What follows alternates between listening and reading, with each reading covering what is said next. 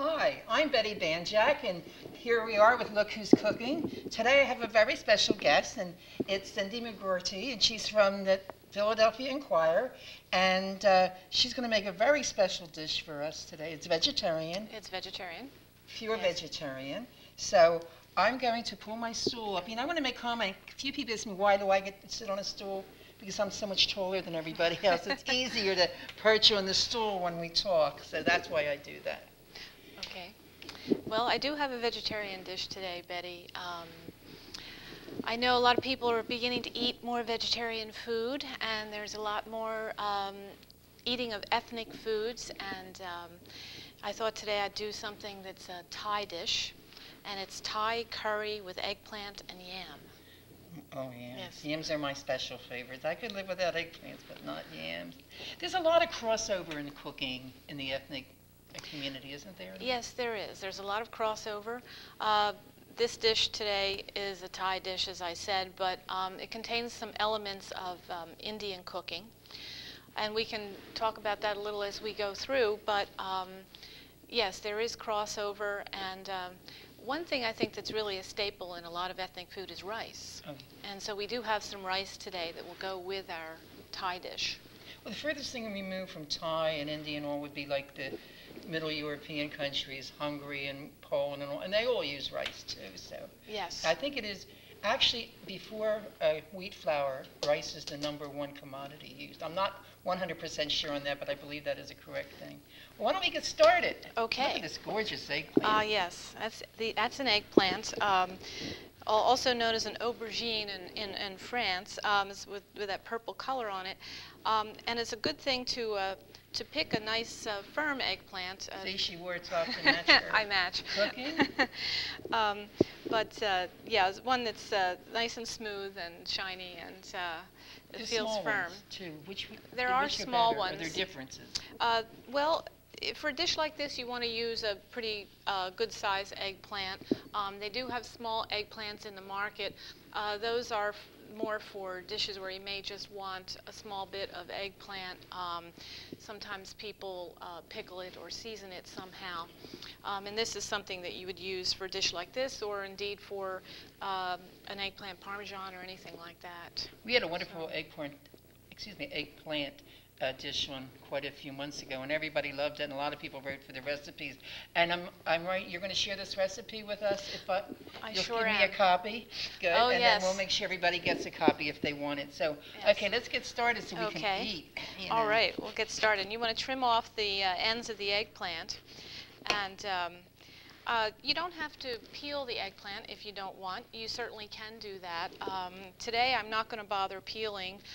Peeling is a difficult thing to do with an eggplant sometimes. The skin's very tight on it. But what you want to do is you want to slice the eggplant down, and when you slice it, you'll see that it does have tiny seeds inside. I was going to ask you about that. What do you do with Yes. the seeds? Let me move Well, this. the seeds are not a problem. They're just naturally occurring in there, and it's sort of like seeds that you would eat in a cucumber or whatever. These are much smaller. So what you'll do is you'll cut this eggplant down, and you can cut it into, I'd say maybe inch big pieces. Maybe sixes? Yes, maybe sixes in a slice. You don't want to have it too small, because then it will cook down very quickly. It's very watery. It's very watery. Eggplant has a lot of water, and so you do want to watch how small you make the pieces. Do you have your pan heated up yet? The pan, actually, that's a good idea, Betty. This is an electric skillet, which is a really good pan to cook this in, sort of a one-pan meal we have going here. It's a wonderful skillet. She walked in with the skillet, and I'm going to leave with it. No, not actually. It's a very nice skillet. It is a nice skillet, and it's great for something like this. Now, what I have here is a couple tablespoons of olive oil. We're going to put that in, and we are going to let that heat up just a little bit, but we don't want it to get too hot. I like that because now. it's round, the frying pan. Yes. Yeah, most of the electric frying pans are They're square. square. And this just, That's I exactly don't know, right. this just looks great. Yes. So we'll finish cutting our eggplant. Look how quickly this turned brown. Yes. When she cut this, it was all, can we get a shot of this here?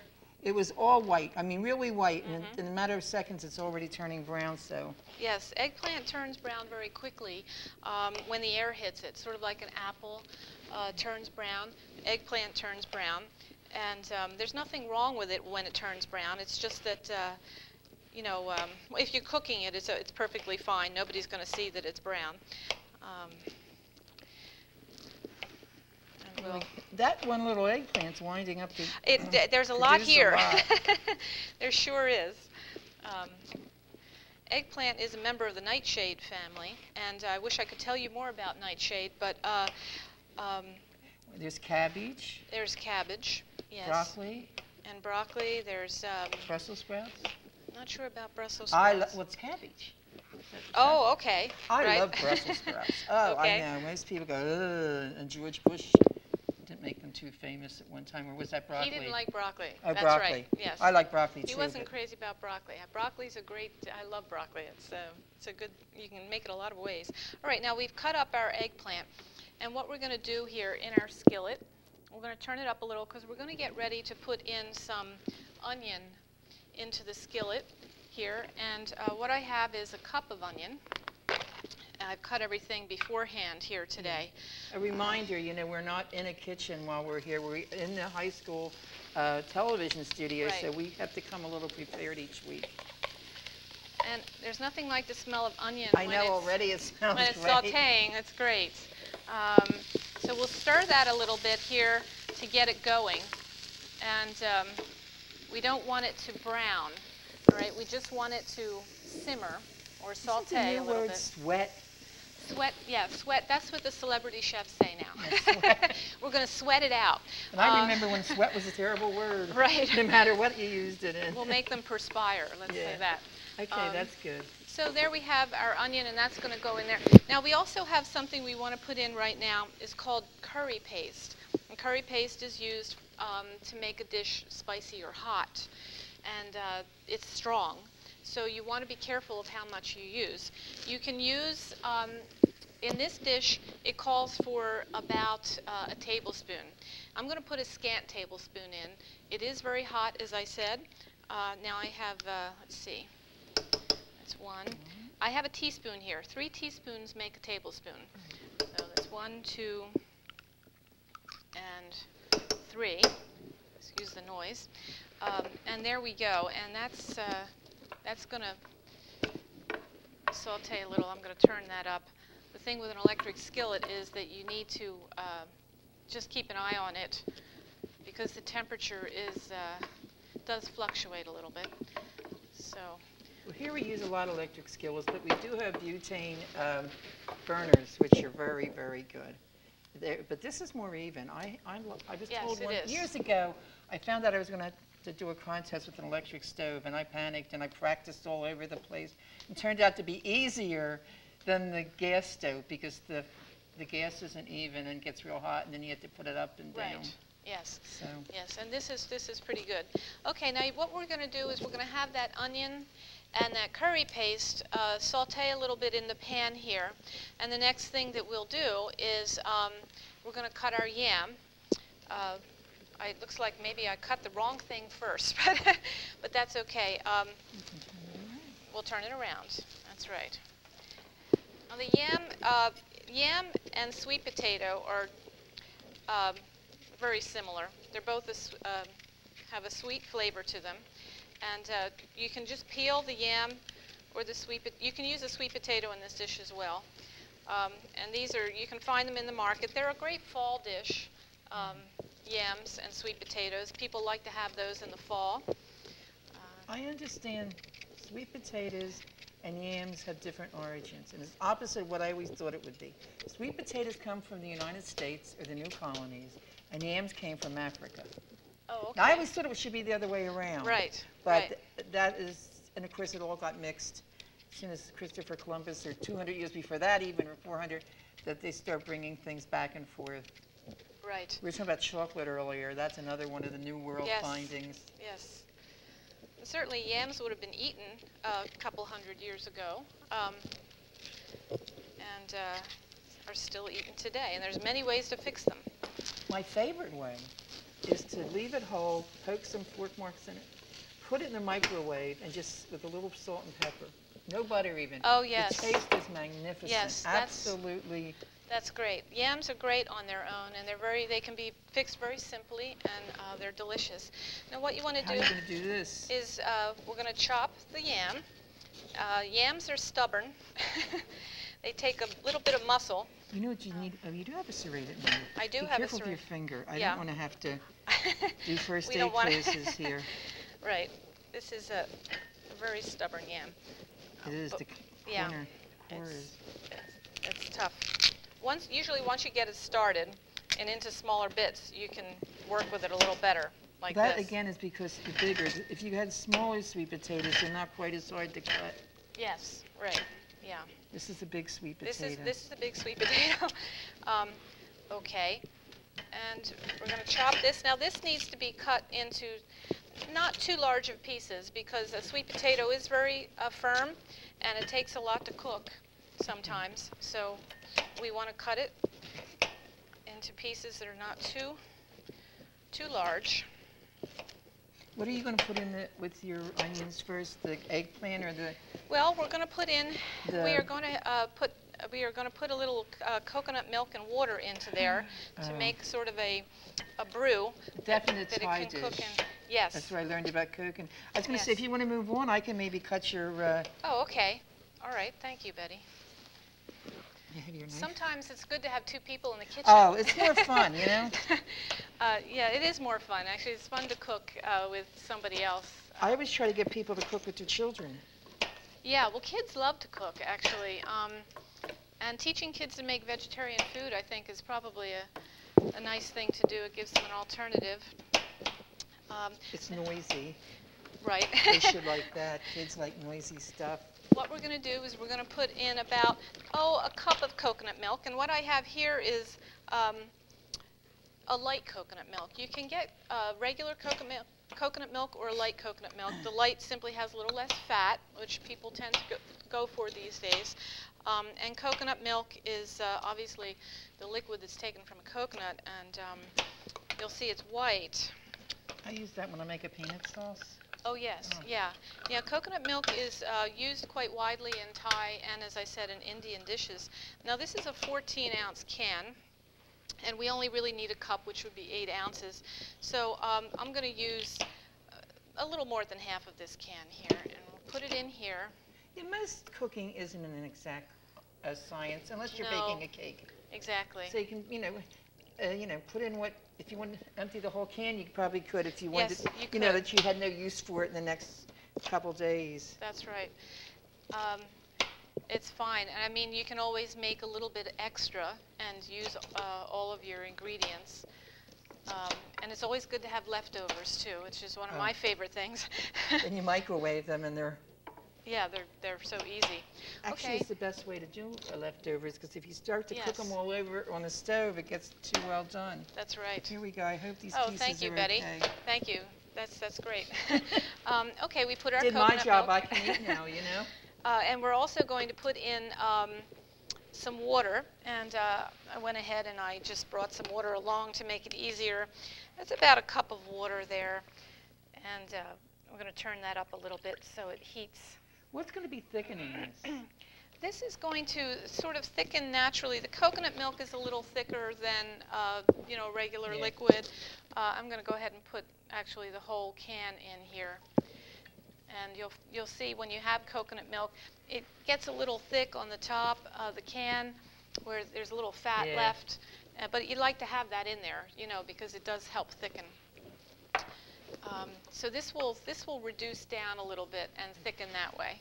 So we have our water and our coconut milk, and the next thing we want to do is we want to let that just boil up a little bit, and then we're going to add our yams, and they're going to cook down as well. As I said, coconut milk is popular in Indian cooking as well as Thai cooking. How long does this take to cook once you put it all together? This will probably, I'd say we have a dish that's probably about a 30-minute preparation, but it doesn't take quite that long. Once it gets boiling, these things are going to cook pretty well here. So let's I turn was just this up. checking, you know. Yeah. We only have a 30-minute show. Right. Okay. Well, we're going to get this up to a boil. I met Cindy at the library a year and a half ago. That's right. I did a show, Men Who Cook. I had six guys that came out. Yes. And friends of mine, or at least they were friends of mine before the show. Right. And Cindy came to cover it for the newspapers, and that's how we got to know each other and talking and all. And I said, I'll have you on the show. And last season came and went, and everything happened, and I wasn't able to do it. So here she is, finally. Here I am. And Betty, that was a very nice cookbook. I did a story on Betty and her cookbook and her cooking show, and it was a lot of fun and a lot of nice folksy. That was my second book. Yeah. And my third book will yeah. be out. I had hoped for the holidays, and it may be a little later, and I'm not real happy. So the publisher and I are dancing a lot, but it will be out real soon. And that picks up where the second book left off with my column. Okay, we're going to go ahead and Can I help you in any way? Well, we're going to just have to I get didn't these. cut them enough, huh? No, they're fine. I didn't cut them at all. We'll get these yams into here and let them cook. You funnel it in. Okay, I think we're okay. Are you going to put? You're not putting the this in eggplant now? doesn't go in quite yet. Just the yams, because they're more firm, need to cook a little bit longer than the eggplant, and they will cook right up.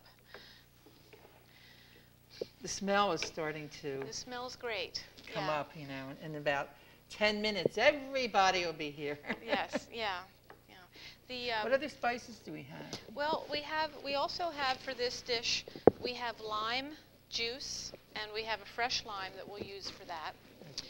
We also have some brown sugar, which is just going to give it a very slight sweetness. It won't sweeten it a lot. And we also have a little bit of soy sauce here, which is the Thai influence, the soy sauce, which is adds a little saltiness, so you get a little of the sweet and salt combination that you find, I think, in a lot of Asian cooking. So we're going to stir these up a little bit, and they're going to... Sweet and sour. It's a sweet and sour combination, that's right. Which amazingly is the basis of Pennsylvania Dutch cooking, which is so removed That's from right. Yeah, that's so Oriental, true. Yes. Influence. Yes, it certainly is. Pennsylvania Dutch cooking has used a lot of vinegar and sugar combinations for sweet and sour. Yes. Okay. All right. This is piping away, so we just have to let that go a little bit, and that'll be fine. We have cilantro. Is that for, we also have some cilantro for garnish. Garnish.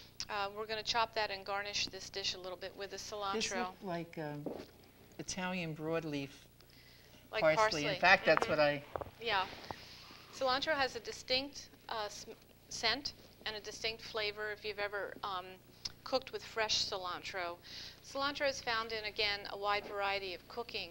You find it in Thai cooking, various kinds of Asian cooking. You also find it in Mexican cooking. Cilantro is often added to a salsa or something like that, and it's a pungent herb, sort of a sharp herb, and it really adds a little kick to the food. I've said this before, and I'll say I love parsley. I mean, this is fine too.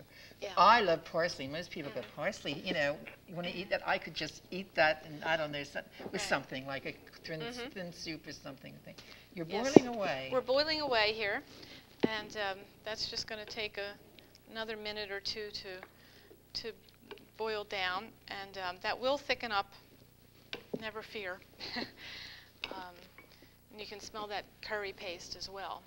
If you don't care for something very hot, you can certainly reduce the amount of curry paste that you put in. I think another thing that you could use in this dish, if you wanted to, would be chilies. You could cut some green chilies, even red chilies if you like that. They come dried in the supermarket. Sometimes you can find specialty stores where you can get a lot of these ingredients. Yeah. I saw a specialty store out on Lancaster Pike the other day. I didn't know it was there. It is huge. It's in Bryn Mawr. I didn't know the name. I didn't see it. I was just so impressed with the window that I had to go back someday and find it and see what they have. But they have everything. Yes. No, they're not cheap, but they have everything. Yes, they do. They have everything. There are ethnic stores you can go to, and I'll tell you, there's a nice Indian store in West Philadelphia I that believe has there's one here everything. in the Norristown area on Marshall Street. I'm not Oh, quite okay. sure where. I had been there, but I'm not quite sure where it is. I think they moved, but there is even locally. And you find now in the supermarkets they have, you go down the aisle and it'll say Thai and Japanese and Norwegian. They That's right. actually categorize the foods. Oh, very much so. You can find whole sections now in the supermarket that are ethnic foods. I'm getting a little. It's piping away. Yeah. It's you can see it has this sort of a little bit of a yellowish green broth, and the yams are cooking away here.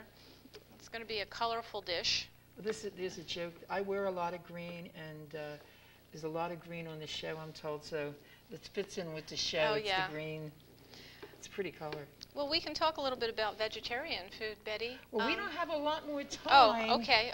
So All right. we can talk about vegetarian. All right. We, I'm acting like I'm in my own kitchen here. I'm taking my time, right? you are in your own kitchen, and I'm glad. That's right. You know, it's just that okay. we Well, want to see this finished. Okay, we'll go ahead. Now, what we want to do is we want to add this eggplant. We'll have you back for another vegetarian. Okay, thing. that'd be great. Okay. I'd love to come back for another vegetarian dish. There are so many out there, and as I'm I trying said, to make points with Sam. You know, Sam likes vegetarian. You met him. yes, He likes vegetarian food. yeah, oh yeah, yeah. It's quite popular He's waited now. for this day for months. Well, it's easy to make vegetarian food. There's so many options now, and certainly if you like vegetables and fruits and grains, you can do just about anything. So we will have this cooking away here. We have our eggplant in here now, and we're going to mix that up a little bit. And just at the end is when you want to add your lime and your brown sugar and your soy sauce. And how long will this cook then? This will cook. This is supposed to cook now for until this gets soft, till the eggplant gets soft. So usually that'll take about 5 minutes or so. I don't know how much longer we have We're okay. here. We're okay. Are we okay? I just didn't want to get hung up right back there and not be in the right yes. right area. That's right.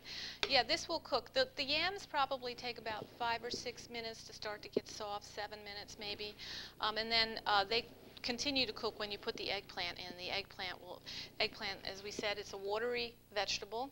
It's pretty easy to cook up, and it doesn't take that long. So we'll just let it go. You had a jar of mango chutney with you. I have a jar of mango chutney. What do you I brought use that along.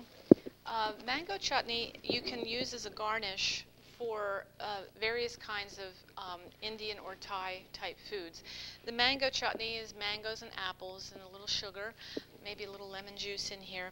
Obviously, I did not prepare it myself. You can prepare it quite easily yourself. I do. Betty makes chutney. I know. We were talking about that, and it's a great complement, chutney, to a dish. It really adds a little something. Usually it's a contrast of flavors. It is, Yeah. and the thing is, when they make it, when I make it, I usually make tomato or apricot or something, you know, one of the other, a little different than the normals. The apples is apples, you know, I've made that too. But the Right. funny thing about this is, I understand in India they eat chutney 4 times a day, or how many meals they have. They have chutney for every meal, and it's different according to what they're eating. Yes, there's a lot of different chutneys that they eat in India. They eat fruit chutneys such as mango. They eat coconut chutney, which is a little maybe less sweet than this. Usually has some ginger and garlic and coconut, and they usually use some mustard seed with that. Mint chutneys, Yeah. and all kinds of. They also make pickled foods. Yeah, they do a lot I of do love pickling. Yeah. My favorite is pickled cherries. I like to make them better than I like to eat them. That makes sense. Sometimes there are dishes that I like to make better than I like to eat as well. They're a lot of fun to eat. Cindy, how long have you been with the Inquirer? Well, I've been with the Inquirer about almost 12 years, Oh, wow. just about 12 years. I knew your name previous to Men Who Cook, but I never really got to meet you until you came out for that. Oh, Yeah. Smell this? It's Can cooking. you guys smell It's this? cooking away. Yeah. And I can tell that eggplant is softening up now, and that's going to be Do we need a dish when it's done cooking to put it on? I have this one if we want to use it. We have rice. Should I put the rice? We have rice. We might want to, I prepared the rice beforehand, so we would have that all fixed. We don't have a stovetop. So that's in the microwave, and we have a little more here we can put in as well. We can just use that to put the... Yes, we can put that, you can serve this, you can put your rice on the platter and serve this over it if you like, or you could serve them separately, it doesn't matter. This rice smells good on its own. Yeah, on its own. The rice is basmati rice, and you can get basmati rice in almost any market now, in a bag or a container. And it's a very it's a scented rice, and it smells great. You know what it is? I had this one time in a restaurant, they brought the dinner with the rice. You know, who wants this plain old rice? Well, the time I ate it all, and I wound up buying some from the kitchen. Oh, really? Oh, okay. Yeah, basmati so is a very nice rice. Yeah. Yeah, it is. Yeah. So how's that doing? We're piping away here, and this is getting softer by the minute, which is very good.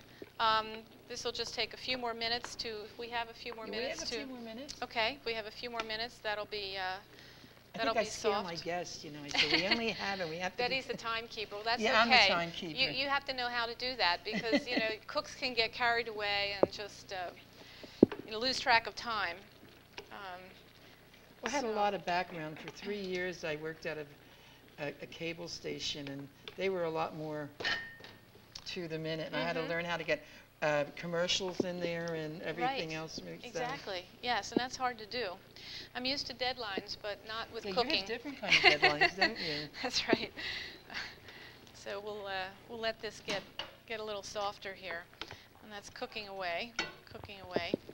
Here's this rice that really looks like nothing. Yeah, it doesn't. In Indian cooking, basmati rice is very popular, and what they do is they often will add clove and a little bit of turmeric, which is a spice that turns it a little yellow. You remember when rice always stuck together? This is before. It was very sticky. Yeah. My mother would make a lunch out of this rice with syrup and milk, and she used to love that lunch. I hated it. I was a kid. I think she was punishing me every time she made that. I'm going to be right back. I want to get it. Sure. Yeah. We're cooking away here. That's part of the job, you know. And that taste this first by itself. Yeah, it's very nice. It's really good. I can't try it. Yeah, it's Tell them great. again what that is. Basmati rice. And as I said, you can get it in the supermarket. It comes in a container or a bag, and it's a scented rice. It has a little bit of a spice to it, and but it's somewhat subtle, but it's almost like a nutty. It's very nice. Yeah. Is this ready to plate up? This is almost ready to plate up. I have a big spoon I brought. Would that help? I'm going to put in the soy sauce and the lime and the brown sugar in to cook a little bit here.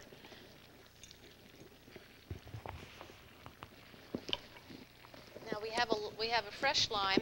This calls for 2 teaspoons of lime juice. And what you can do if you don't have a reamer is one of those instruments that you can get the juice out with, is you can just squeeze it over the dish. And it calls for 2 teaspoons, and I'm sure that that's quite enough. Did you put in the brown sugar yet? I didn't put in the brown sugar, and that's next. We have about 2 teaspoons of brown sugar here. That melts down fairly readily. And that will give just a hint of sweetness to the dish.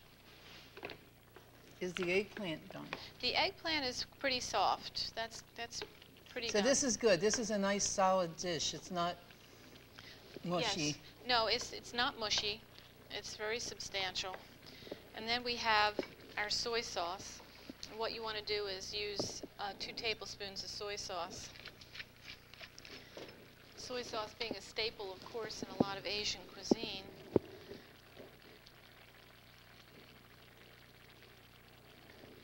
Alrighty.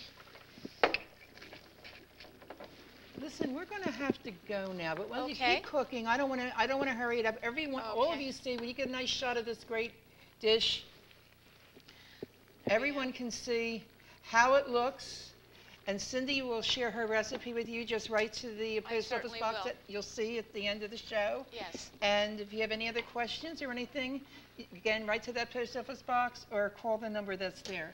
So Cindy, I want to thank you very much. Sure, I didn't mean Betty. to rush you, but No it got to problem. be, it Yeah. takes a long time. This is cooked from fresh. This isn't, we didn't have a plated That's one right. finish, which a lot of people do have. So Yeah, yes. thank you, and we'll be seeing you Okay. Thank again you. real soon. So look who's cooking.